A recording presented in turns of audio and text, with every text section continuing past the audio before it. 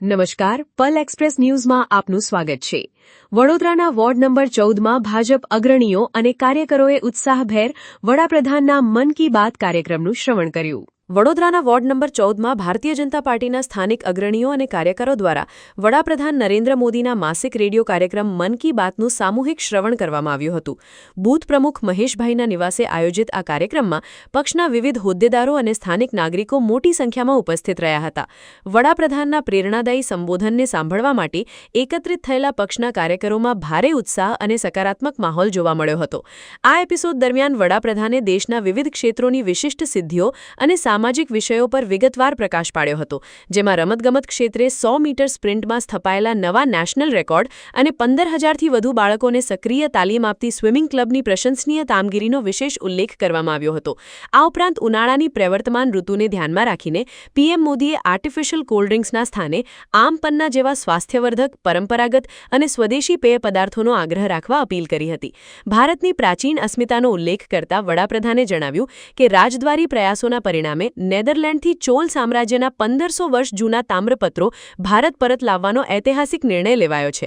કાર્યક્રમના સમાપન બાદ મીડિયા સાથેની વાતચીતમાં ભાજપના સ્થાનિક અગ્રણીઓએ વડાપ્રધાનના આ નવતર અને રાષ્ટ્રવાદી અભિગમને બિરદાવ્યો હતો. ઉપસ્થિત અગ્રણીઓએ જણાવ્યું હતું કે ચોલ સામ્રાજ્યના ઐતિહાસિક તામ્રપત્રોની વાપસી એ ભારતની સમૃદ્ધ સાંસ્કૃતિક વિરાસત અને ગૌરવને વૈશ્વિક સ્તરે પુનર્જીવિત કરવાનું એક અભૂતપૂર્વ કદમ છે. સ્થાનિક કાર્યકરોએ વડાપ્રધાનના સ્વદેશી ઉત્પાદનો અપનાવવાના અને રમતગમતને પ્રોત્સાહન આપવાના આહવાનને જન સુધી પહોંચાડી સામાજિક જાગૃતિ લાવવાનો દ્રઢ સંકલ્પ વ્યક્ત કર્યો હતો.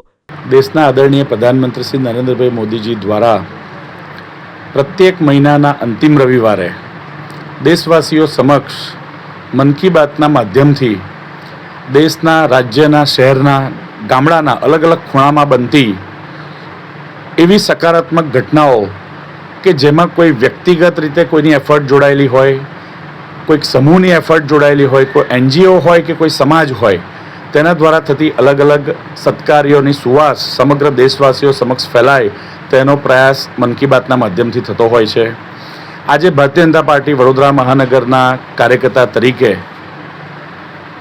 વોર્ડ નંબર 14ના અમારા બૂથ પ્રમુખ હર્ષભાઈના ઘરે મન કી બાતનો કાર્યક્રમ નિહાળવા માટે આવવાનું થયું.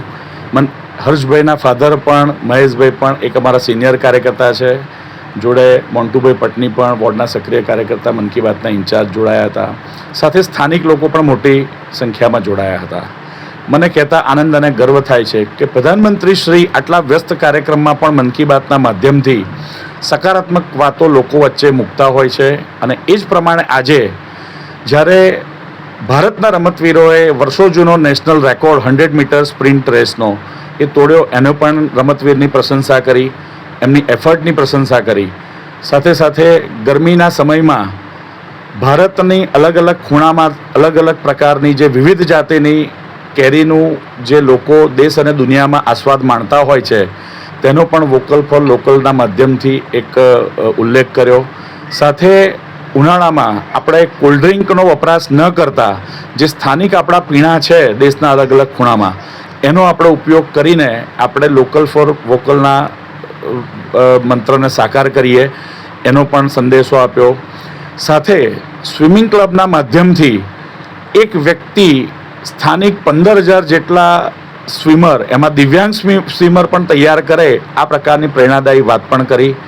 સાથે રૂટીન આપણા ધર્મમાં કે તહેવારો સાથે એસ્ટ્રોનોમી ક્લબની વાત જોડીને બાળકોની વિજ્ઞાનની જિજ્ઞાસા કઈ રીતે સંતોષી શકાય એનું એક ઉત્કૃષ્ટ ઉદાહરણ પણ પ્રસ્તુત કર્યું. નરેન્દ્રભાઈ મોદીજી આપણા વડાપ્રધાન શ્રી નેધરલેન્ડના પ્રવાસે હતા ત્યારે દેશ માટે એક આનંદ અને ગૌરવની ક્ષણ એટલે કે 1400-1500 વર્ષ જૂની ચૌલ વંશજની તામ્ર હસ્તપ્રત જે ભારત પરત લાવવા માટેમાં સફળતા મળી છે અને ભારતનો એક ઐતિહાસિક વારસો આના રિસર્ચ દ્વારા વધારે આપણને જાણવા મળશે. આ એક ઉત્કૃષ્ટ સરાહનીય પ્રયાસ થયો છે.